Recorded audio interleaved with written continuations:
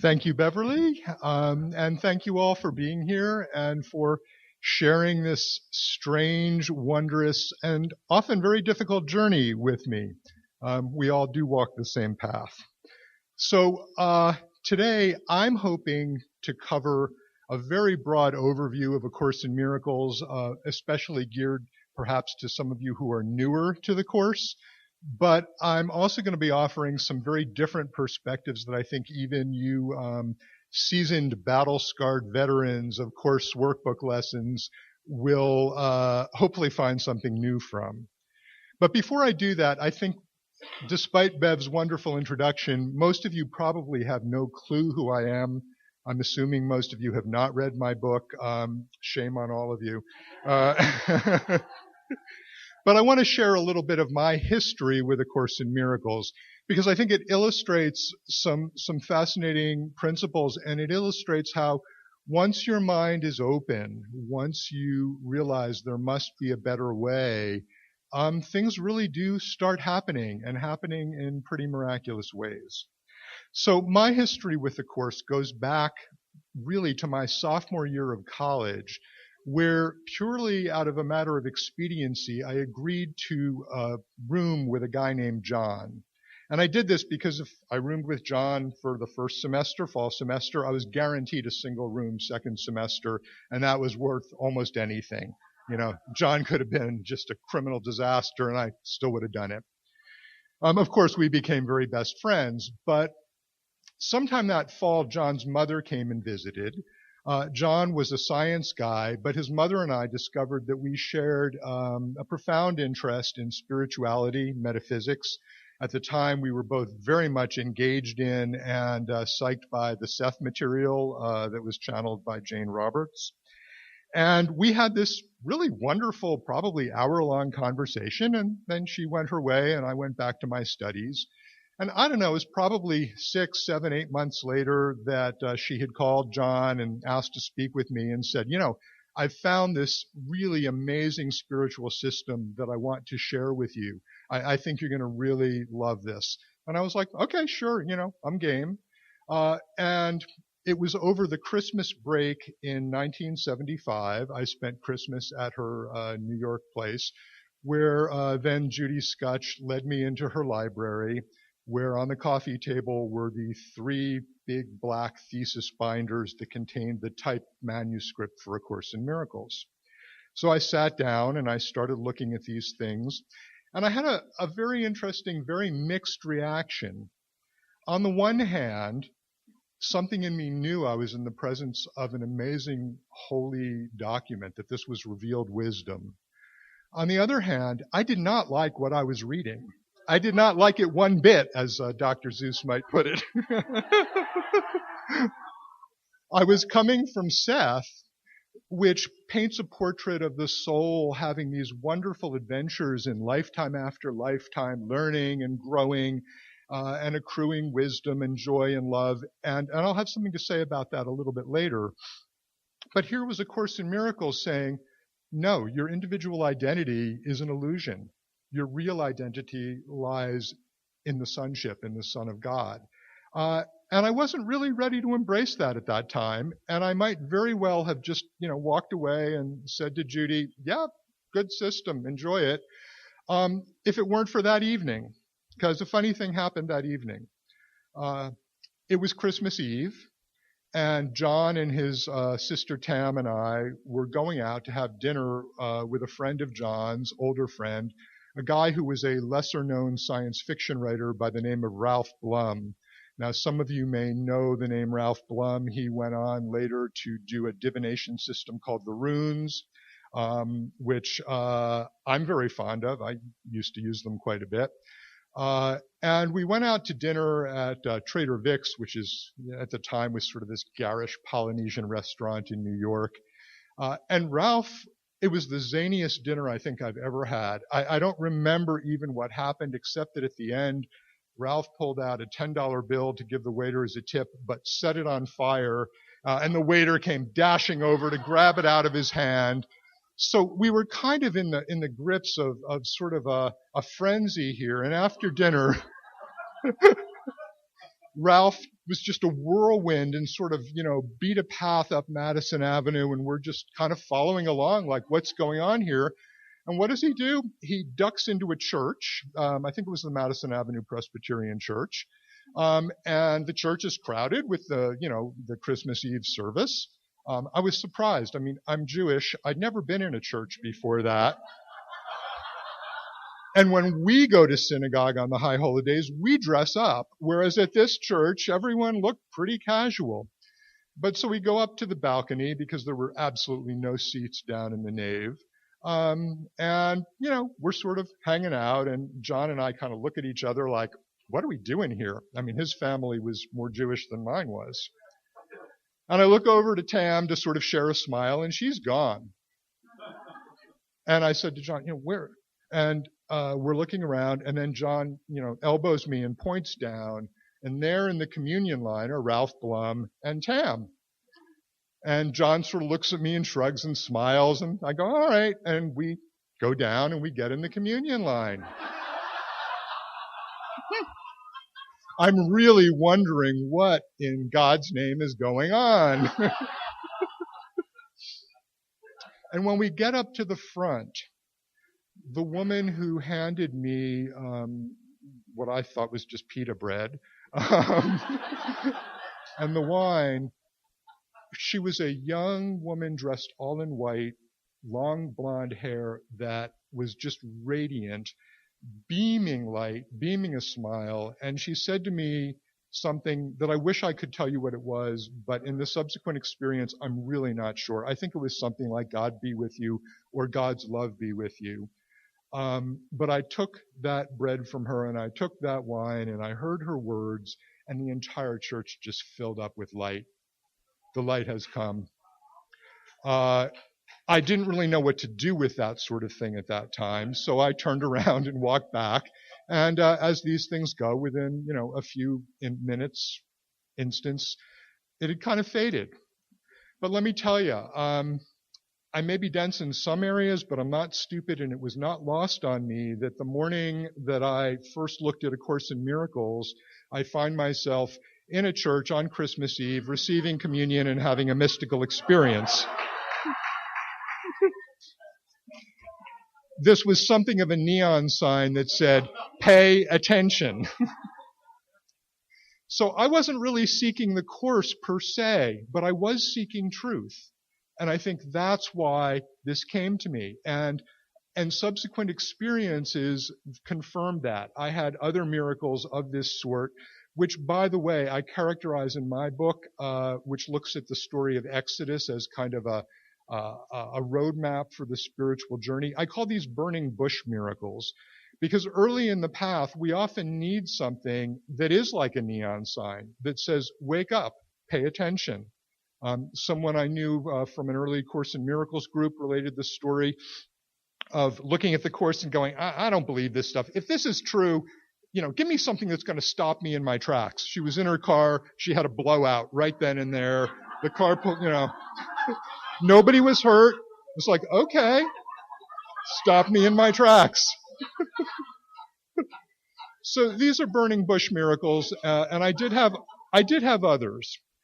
But the Course continued to sort of surprise me and sneak up on me. I was an English major. I didn't believe in wasting my time on pre-med courses, even though I very much knew that I wanted to be an MD. A long family tradition. I was interested in psychiatry from the get-go, the study of the mind. So I was taking courses over the summer. I took physics, which was a pre-med requirement, at Columbia. And I lived at Judy's house in New York, beautiful place overlooking the planetarium on 81st Street. And by sheer coincidence, once again, during June of 1976, when I was taking physics, a funny thing happened out of that place. A Course in Miracles was published. So Bill Thetford and Helen Schuckman were there just about every day. Bill and I had an instant connection. I can't describe it to you. It's just we knew each other. And so sometimes, they'd all be talking, and Bill had this kind of ironic way. Bill, how to describe it?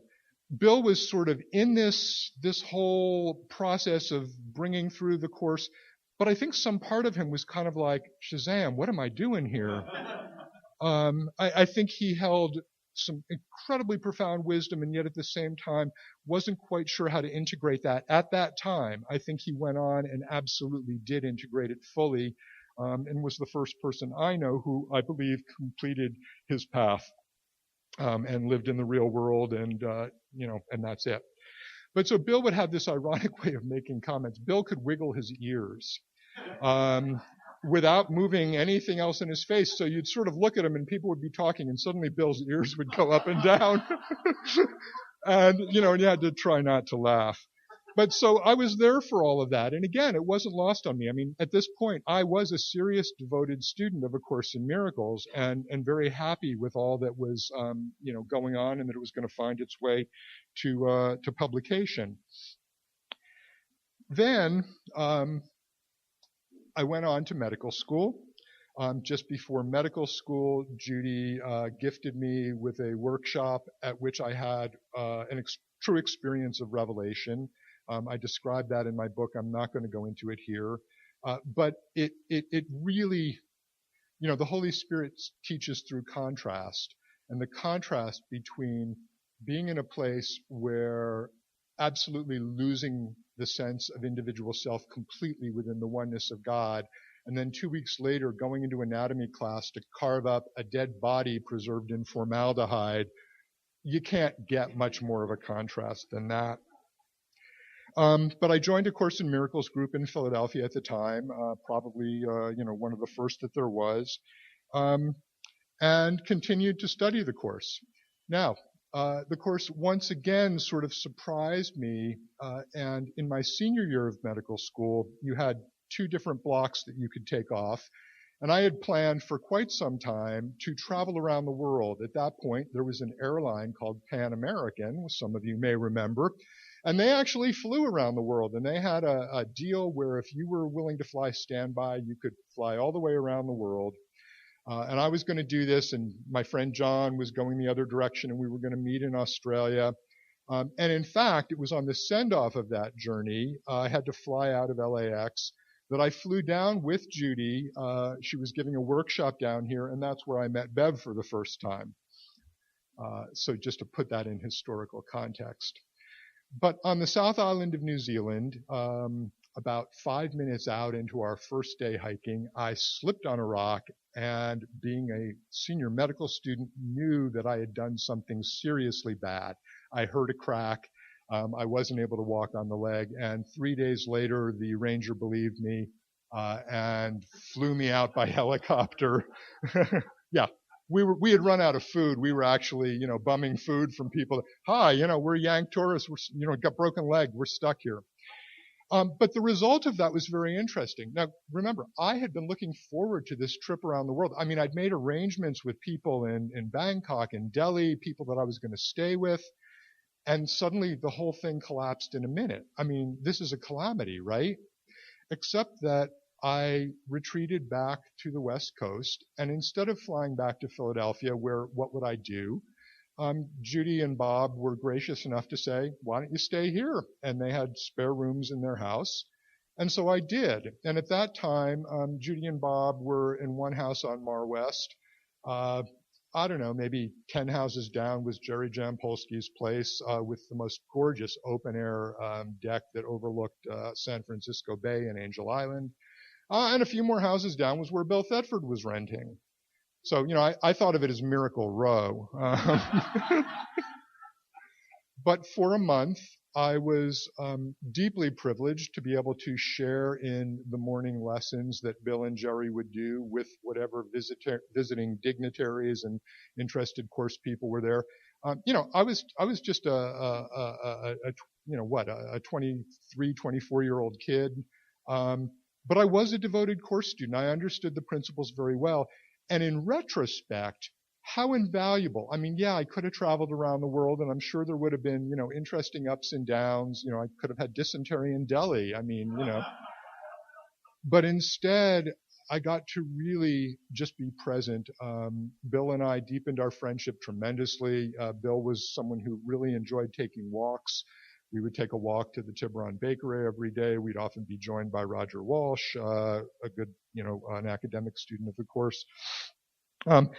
And for me, this is an example of another principle that has come up again and again in the speaker's talks here, and that I allude to in my book, actually in its title, From Plagues to Miracles.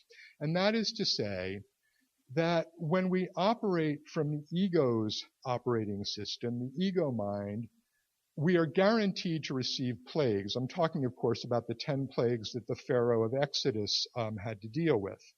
I see Exodus, the Pharaoh is the symbol of ego. Moses is the symbol of Holy Spirit or the Christ mind, that within us which never forgot about God and which wants to lead us back to a direct relationship with God. So when we're operating from ego, we get plagues. Things don't work out. Things go, the devastating journey that we've all experienced in some way, shape, or form. This is not punishment, obviously. This is feedback. I think of this as like, when you're driving down the freeway and you drift and you feel those bumps going, and you need to get back on track. It's just feedback. So for me, a series of plagues, such as my interrupted journey around the world because of a fractured leg, actually turned into miracles. Now, at some point I met my first wife. She was not at all into A Course in Miracles, although we were into a lot of different spiritual systems.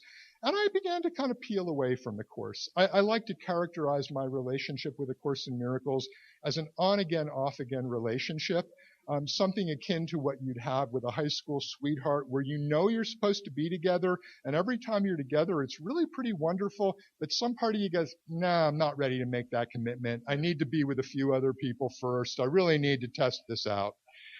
So I've explored a number of other spiritual paths and systems. I've done a lot of work in shamanism.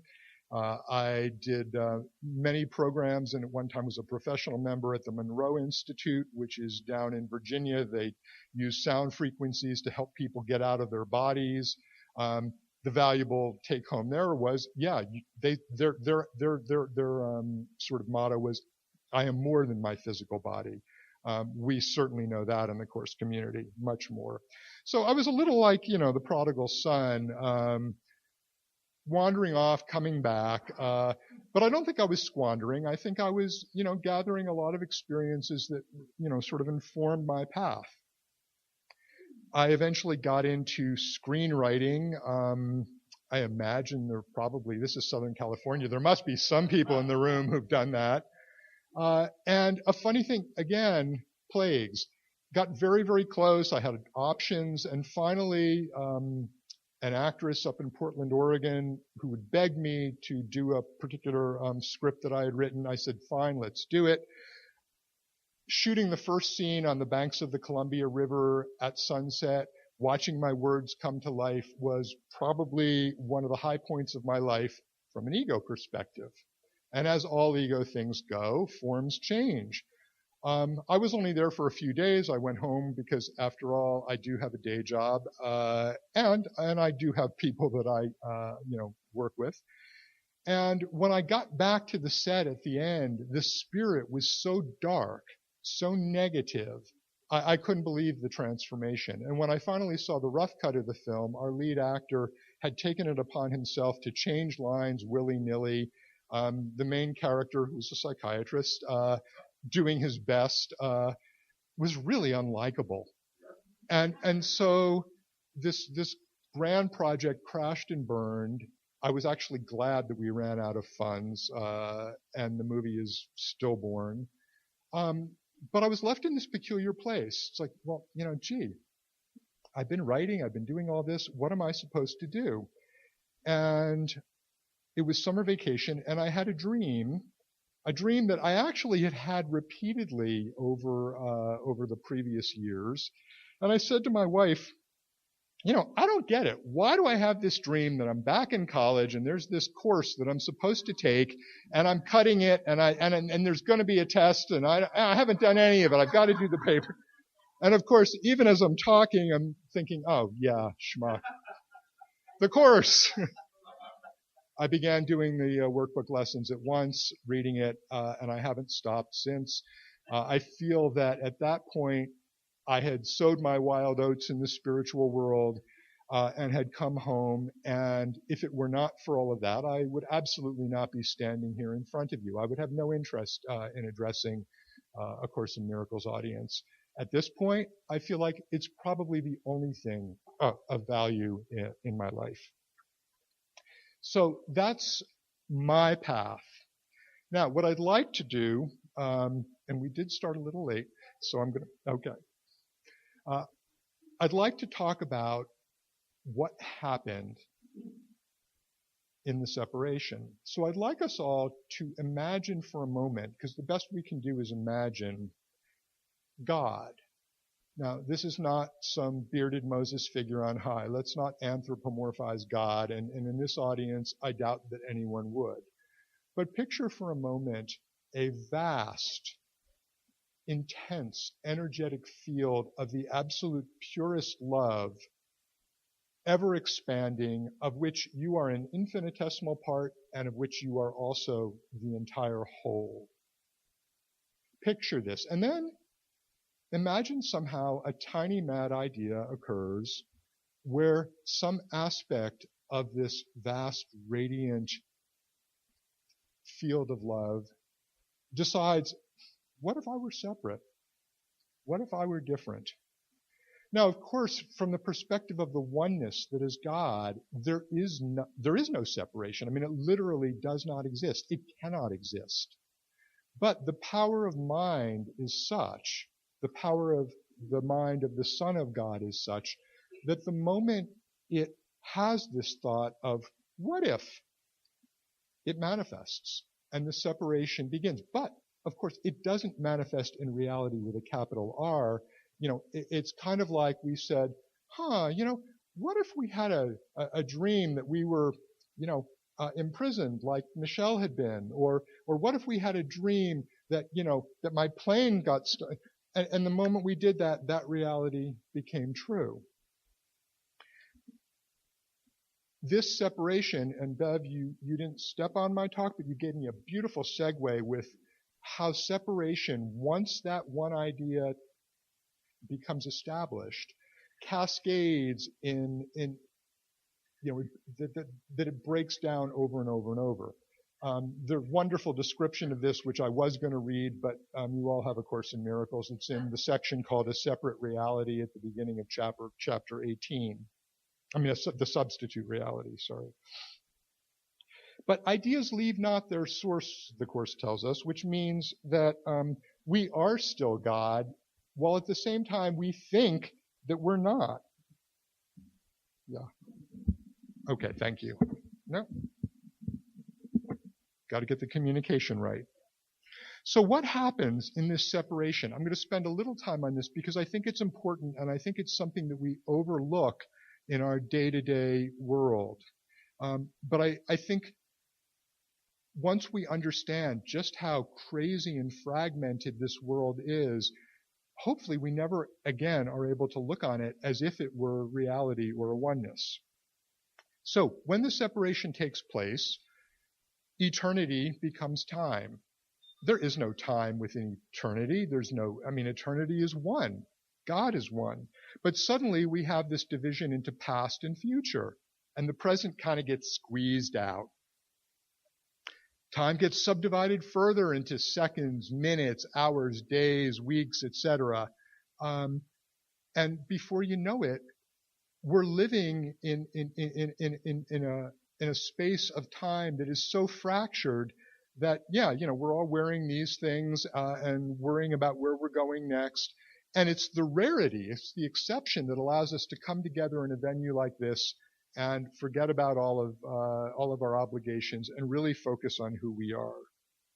What about perception itself? We begin to use these things called the senses, which we take as an accurate representation of reality, quote unquote. But they're not. Vision works in a very narrow bandwidth. We only see, between, in the color and of the whole electromagnetic spectrum, we see only a tiny fraction. Hearing, again, we only hear a tiny fraction. Anyone have a dog and, have the experience of your dog starts barking and you're like, huh, what's going on? And then, 10 seconds later, 20 seconds later, a truck goes by. Oh, okay, the dog was barking at the truck. We assemble the data of our senses to create a composite world that we believe is real, when in fact that data is highly fractured. And in fact, if you tried to open up to all of the various input from your senses, everything you're seeing, everything that you're hearing, everything that you're feeling, your feet on the ground, your butts in the chair, the air conditioning in the background, your sensory system would overload. And you know what would happen? This is actually a form of hypnotic induction. You go into trance. And what's trance? Well, trance is kind of bringing us back to the oneness. So the ego has to filter down and work through separateness. It is its essence, as we'll see over and over again. Even within the narrow bandwidth of our eyes' vision, what do we see? We don't see wholeness. We see separate pieces. We see different bodies. We see objects, and those interact in the form of events that take place, and then whoosh, they become the past. But we can anticipate more events, some of them pleasant, and we want those and look forward to them. Yes, my daughter's going to graduate. Yes, I'm going to win the lottery. And some of them we're not, we're terrified of. Mainly, oh my God, I could get sick and die. People that I love could die. So there's this incredible fragmentation which opens the door. It doesn't just open the door. It necessitates judgment and comparison. If you're seeing different things, if you're seeing different faces, then you cannot help but engage in judgment. I've been studying this and working it extraordinarily diligently for a long time, and I am ashamed to report that I've realized that it is impossible to look on another person if I see their body, if I see their face, and not immediately be bombarded with a host of judgments. Oh, that one's attractive. Oh, he's let himself go to it. He looks smart. He looks prosperous. He looks, how could anyone wear that? On and on and on. Right? I mean, it can't be helped. It's what the ego does. But it can be helped once we recognize it and then realize that there is a better way. Now, the separation reaches its absolute pinnacle in this thing we call the self, our self-concept. Because we define the self by our bodies. Look around. Every body is different. And I don't think there's any of them that thinks, yeah, this is the perfect body. We define ourselves by this illusion of a private mind, that I have thoughts in here which are separate from all of your thoughts, and you can't read mine, and I can't read yours.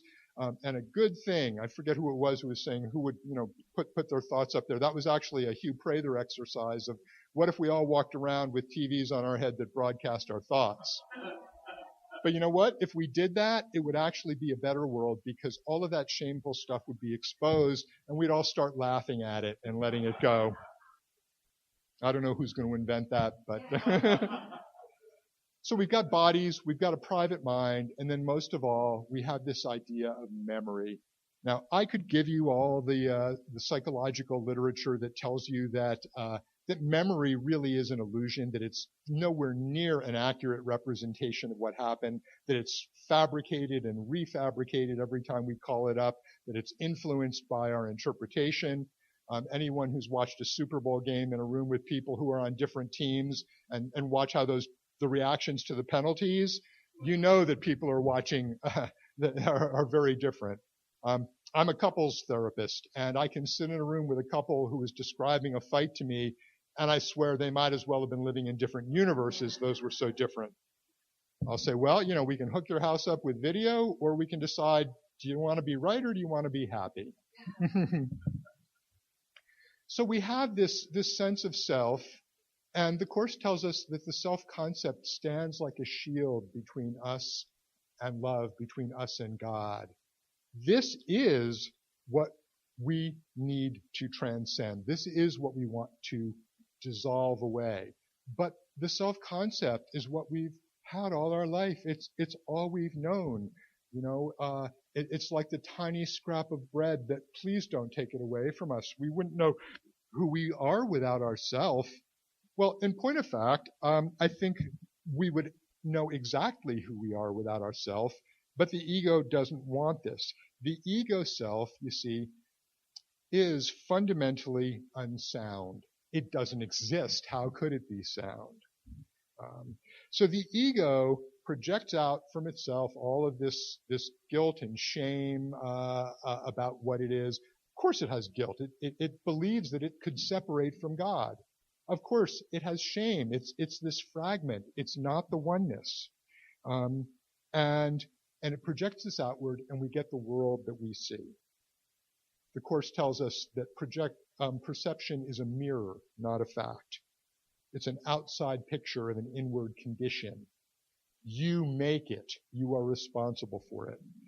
Now, there are systems like Seth or the Abraham Hicks material that some of you may be familiar with, or The Secret, which is probably the epitome of it, that say, yes, indeed, you made this.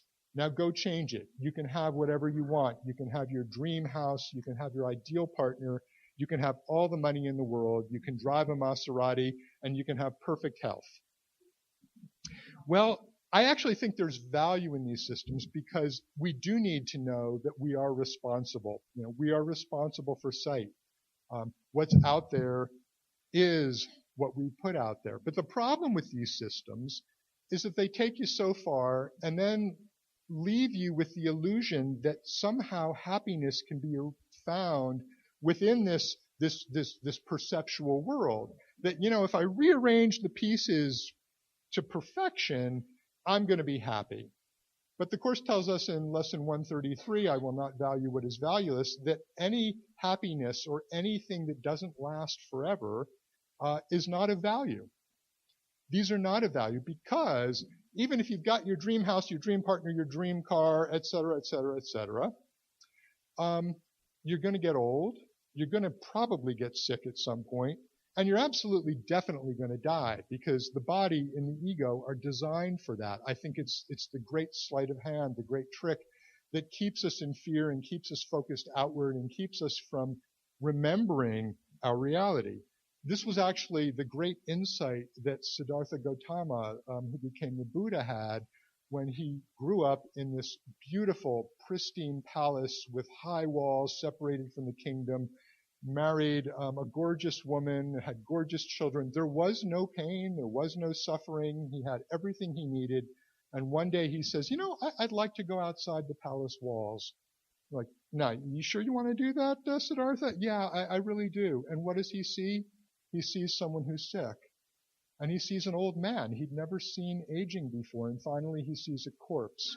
And he realizes in that moment that the way that he had been living was not real, because this is the fate of the world of perception. This is the fate of the world of perception.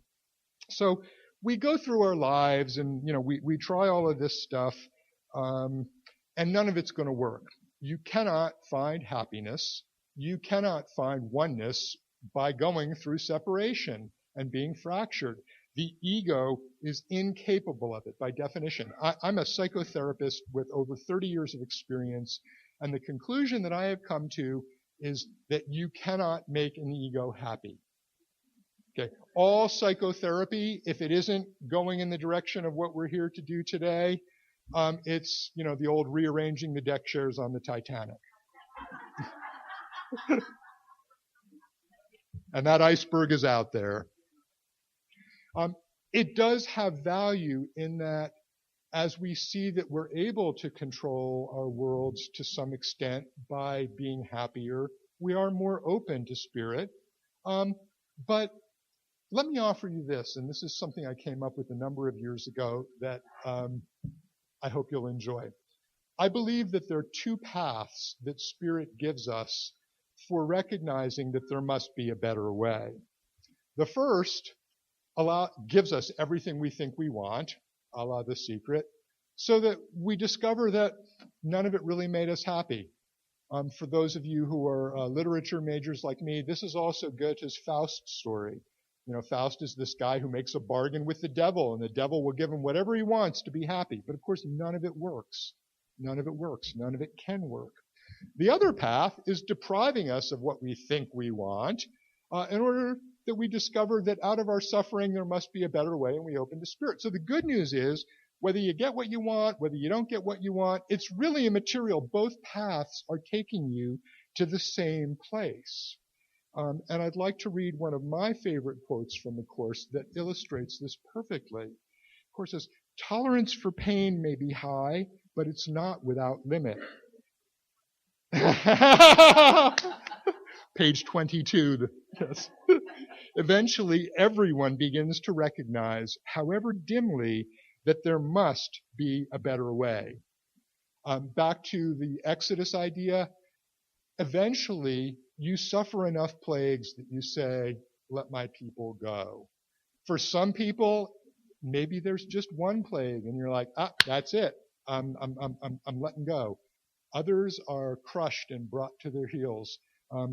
I think this is where 12-step programs talk about hitting bottom. Well, folks, we all have to hit bottom in some way, because what a bottom is that place where you realize your addiction to the ego, your addiction to the idea that the ego will bring you happiness in a world outside that is not you, that's not going to work, and that all you've got is suffering and dissatisfaction. The Buddha's first noble truth. All life is suffering and dissatisfaction, dukkha. So how do we get out of this mess? How do we escape this prison of ego? Well, actually, on our own, we can't. Again, not possible. The ego is the very symbol, the very embodiment of the separation. But fortunately, the seeming instant that the separation occurred, the oneness of God offered a correction to it. I don't even think this was a conscious thought, by the way. I don't think the oneness needs conscious thoughts. I think there's just an automatic balancing to the system, and this little thought got out of whack, this tiny mad idea, and boom, there's the Holy Spirit bringing it back. This happened in an instant, the Course tells us, but we relive that instant over and over and over again, which is the illusion of linear time. So the way out of the prison is to realize you don't have the answer on your own. You don't know the way out. But that there is a plan known as the atonement that if you listen, if you follow it, if you recognize that your job is to unblock your awareness of love's presence, that you'll get there. It's an undoing, an unblocking. Love is there. God is there. It never went away. We're the ones who put all these shields up to not be able to see it. So as the Course says, I need do nothing. Doing, action is of the body. Minds don't do. Minds just are. So this is the process we're engaged in. We're unraveling the self-concept and the world of perception that comes from it. Now, let's turn to forgiveness, and this is what I really want to talk about or focus on here. Forgiveness is the process by which we heal the fractured self, by which we restore oneness to the fractured minds of separation. This is not a unique concept to the Course. In Kabbalistic Judaism, there's a concept called tikkun olam that says that God was pouring his divine essence into the vessel, some vessel, I see this as his son, and the vessel dropped and fell and splintered into myriad fragments, shards, splinters of the divine presence, the divine light, which then got lost and mired in the muck of materiality. And that the task of each one of us here is to help repair the vessel. This is forgiveness. This is forgiveness. Let me give you, I'm real big on metaphor and parable, so let me give you another way of thinking about it. Picture a perfect diamond. a huge perfect diamond full of light that somehow, because remember, diamonds are like the hardest thing on earth, but that somehow shatters into 7 billion different pieces and counting. Now, to put that diamond together, can any one of those little individual pieces really make that happen? Do they know where they fit within that totality of the diamond? No. And they can go around going, well, you know, I'm sort of a tall, skinny, jagged piece. You're kind of a round, soft piece. I don't really want to have anything to do with you. I'm going to hang out with my kind, and you hang out with your kind. The shape of my fragment is different than yours. Or maybe I'm going to look around for my soulmate fragment that fits me exactly. And when I find that, we will have perfect oneness. No, it can't be done. It takes a higher perspective above the battleground, as the Course would put it, that knows where each piece fits. So each one of us actually does have a perfect place, a perfect role. And when you think, well, you know, what am I doing in my life? No, if you are doing this work, if you are doing this course, you are being guided back to your perfect place within the oneness of this beautiful radiant diamond. And here's what I love about it.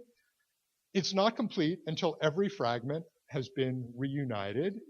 And each fragment that begins to find its place makes it easier for another fragment to do that. It's kind of like a jigsaw puzzle, you know? At first, you have no idea where pieces go, but as that border becomes clear and as you begin to figure out where the colors match, it becomes easier and easier for other pieces to find, to see where they fit. That is the plan of atonement, and that is what we are doing. Let me give one more metaphor that I think is even more powerful than that, and I wrote about this in the January-February issue of Holy Encounter. Again, Spirit takes us on some interesting byways that we don't understand at the time what they're for, but that become very clear later on. So as a psychiatrist, during my residency, one of my mentors was very involved in multiple personality disorder, which we now call dissociative identity disorder.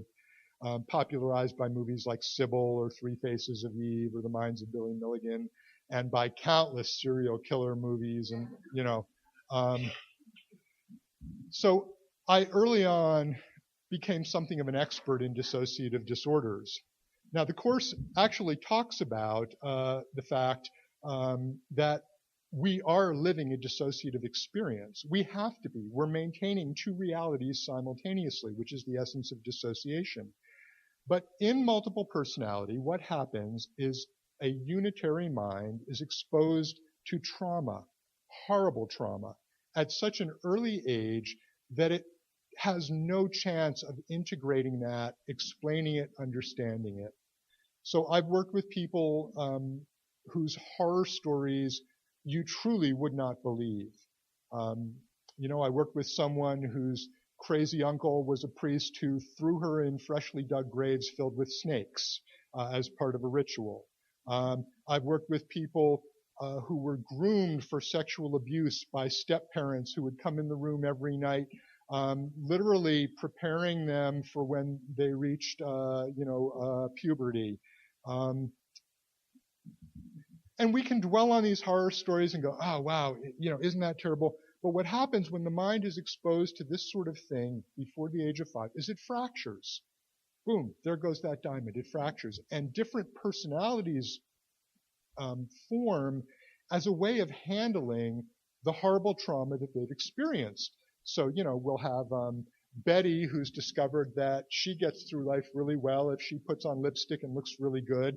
And then we've got Fritz, who saw a movie about James Bond and decided that he's going to be a secret agent and go around, you know, killing people. And then we've got another alter personality that maybe is an enforcer and is going to make sure nobody ever finds out what happened, because usually the abusers say, if you tell anyone, I'm going to kill you and I'll kill everyone in your family. So the mind fractures. And here's the beauty of this condition as a metaphor. Each alter, 1, believes that it's completely real. 2, believes that it has its own body. It could draw you that body, In the book The Minds of Billy Milligan, those altars all have pictures of themselves. And 3 can actually produce a world of perception internally that has every detail that this world would have. I have sat in circles with altars. I have pushed them on playground swings and played with little friendly dogs because we're painting a safer world, where I'm sitting in my chair in my office going, oh man, what am I doing? But I'm participating in a tableau that is extremely real for these alter personalities. What does a therapist do with this? Well, 1, we're completely non-judgmental. Every single one of those alter personalities has something extremely valuable to offer to the totality of the self. Every piece of the fractured diamond fits somewhere, no matter how reprehensible we might judge it, no matter how much we may have been scared of it. I have worked with alter personalities that were modeled on killers and torturers, but they all belong. 2, the therapist provides a safe place. The office is a safe place. Everyone's voice is welcome. And in doing this and in allowing each alter personality its own voice to eventually come to terms with the trauma, and how do we come to terms with it? By delineating that it's the past. The past is over. It can touch me not. That did happen. That was horrible. That was the past. You are now in a different moment with different choices and different options. And in doing this, the boundaries that seem to divide these different altars become more porous and soften. Altars that hate each other and want to kill each other become friends and eventually become brothers and sisters. By the way, an interesting little-known fact, the suicide rate is very high with multiple personality, but what most people don't realize is it's not someone killing themselves. It's one altar murdering another altar without the realization that they share the same body. Now apply that as a metaphor to our world. Apply that as a metaphor to Israel and Gaza. And I think you'll see where I'm going. So I would propose that we are, all of us here, in our seemingly separate bodies, with our seemingly separate lives and histories and our different interpretations of the world, we are all alter personalities fractured off this one beautiful diamond, this oneness of God and light and love. And that, yeah, we look real different, we have different life stories, but in substance, we're identical. We're all diamond. The great Hindu sage Shankara said, everything is Brahman, everything is God. What is not Brahman is illusion. Everything not God is illusion. And we are no different than Brahman. We are no different than God. I love that because we're not God, but we're not different than God. We're not God, but we're not different than God. So forgiveness becomes the process by which the alter personalities rejoin, by which the diamond is reassembled, by which tikkun olam can take place and we rejoin the sonship.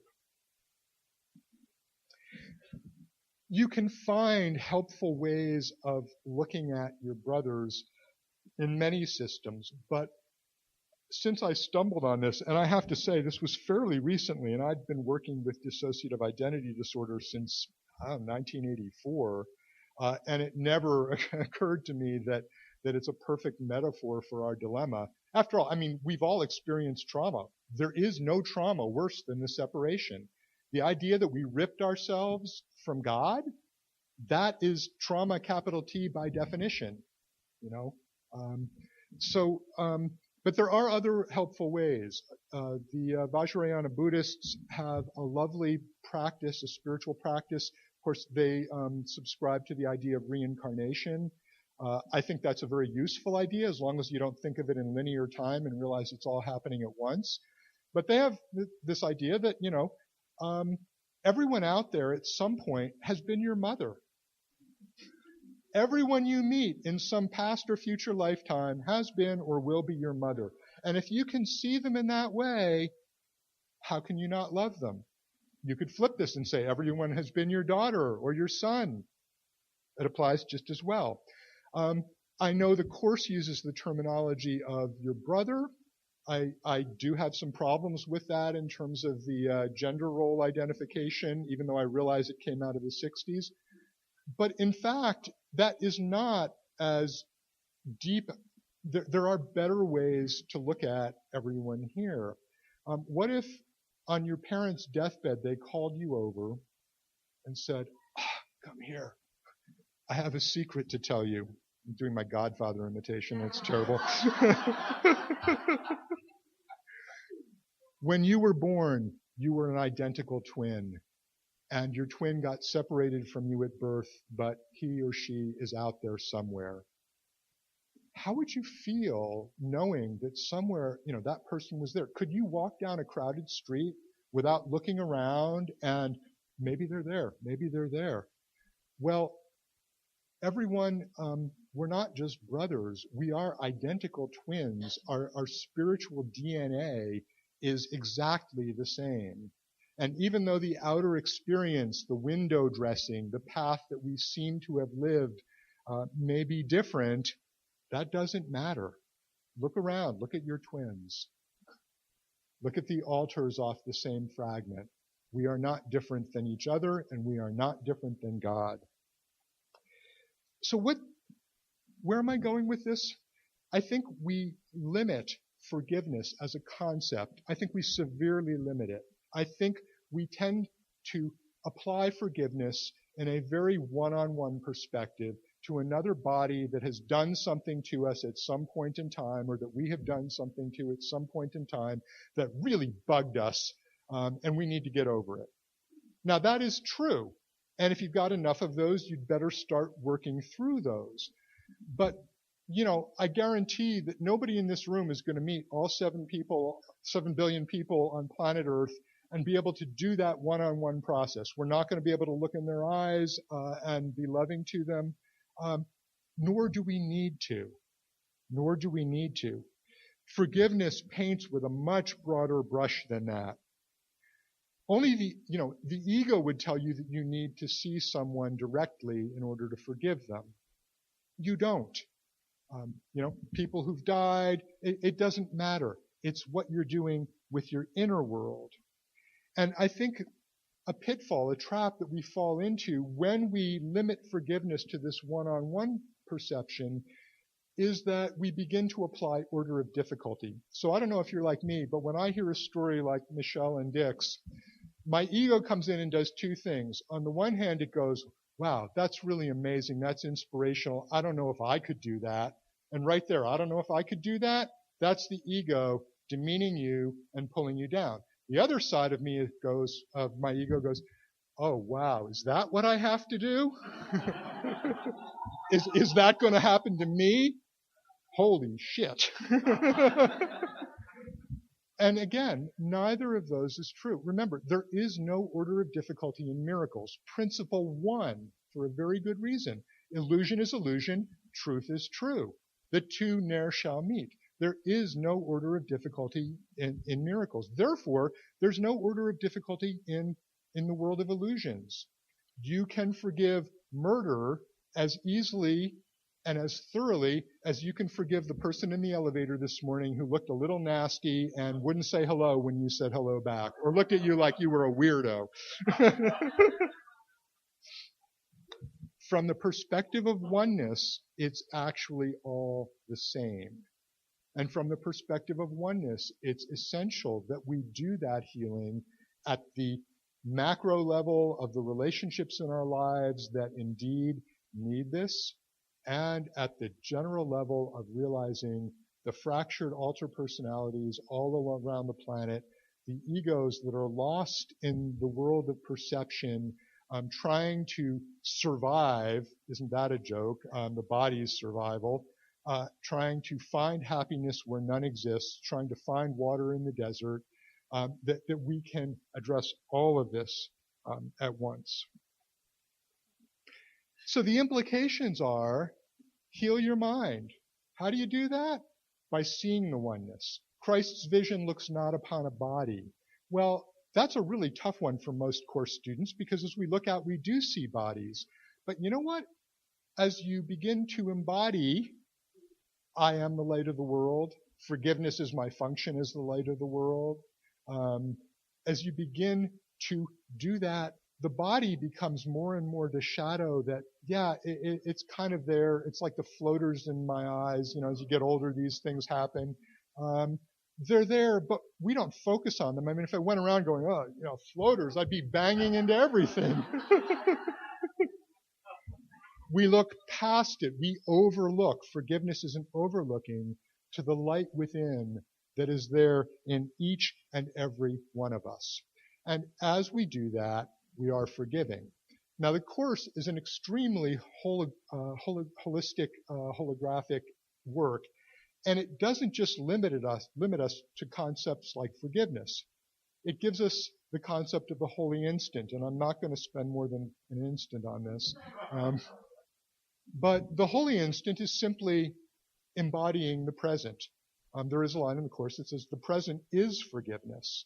That is to say, if you are completely in the present and you have suspended all the past, you have forgiven. You have forgiven everyone and everything. How could you? Because the only thing that keeps us locked in our illusion of our self-concept and everyone else in their illusion of their self-concept. Remember, the Course tells us we make an ego for ourselves, but we make one for everyone else out there. The only thing that keeps us locked in there is this illusion of the past. So the holy instant is forgiveness, and that's another way to get there. Practice the holy instant, and you are practicing forgiveness. Practice forgiveness enough, and you're letting go of the past, and guess what? Holy instants start to happen. It's working it from sort of two different directions. Let me give you, in closing here, because I know now I am starting to be over, but I'm one of these big picture guys, and I could probably, we're not even get to talk about miracles today. So, some metaphors for forgiveness in terms of this big picture. So think for a moment of forgiveness as a filter that you ask Holy Spirit to apply to your life. It filters out the sludge, the drudge of the past. It filters out the past, and what comes through is just the clear, clean, pure water of oneness. In our study group back in Princeton, everyone has this favorite section of the Course. I'm sure you all know it. It's on page 83 of the Foundation for Inner Peace version. Chapter 5, Section 4, Teaching and Healing. All your past except its beauty is gone, and nothing is left but a blessing. I have saved all your kindnesses and every loving thought you ever had. I have purified them of the errors that hid their light and kept them for you in their own perfect radiance. This is the filter of forgiveness applied to our world and leading us to the real world. You can also think of forgiveness, the atonement, as a solvent, a universal solvent. Drop it on any situation, any person, any encounter, and it will dissolve away all that gunk and leave you just with pure perception, healed perception, the real world. Sometimes I think of Holy Spirit and the atonement and salvation as a translation device. We're all locked in our own private inner worlds, our own conversations. We can't really ever know what anyone's earthly illusionary experience is. I mean, again, I'm a psychotherapist. People tell me the most intimate details of their lives.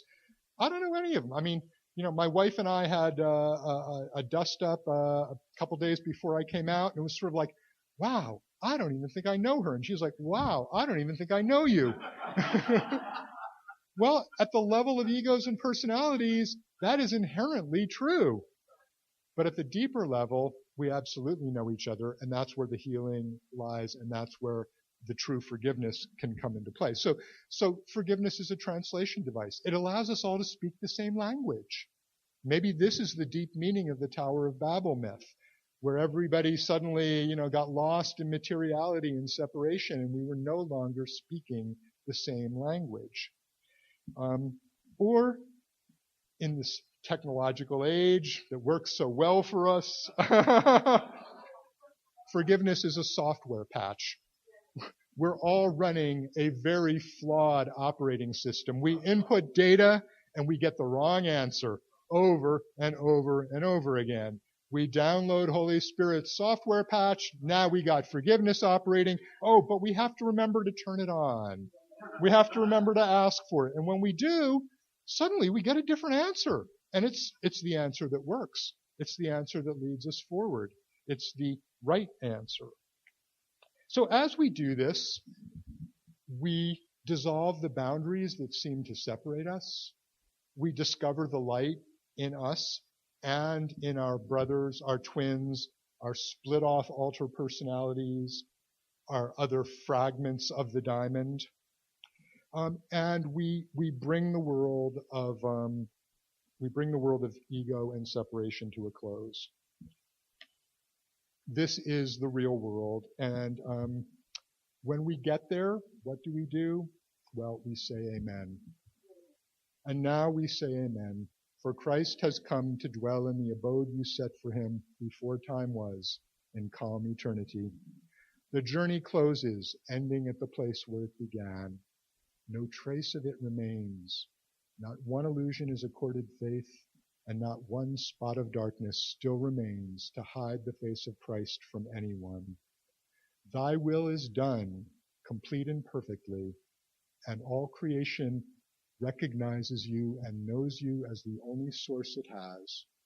Clear in your likeness does the light shine forth from everything that lives and moves in you, for we have reached where all of us are one, and we are home, where you would have us be.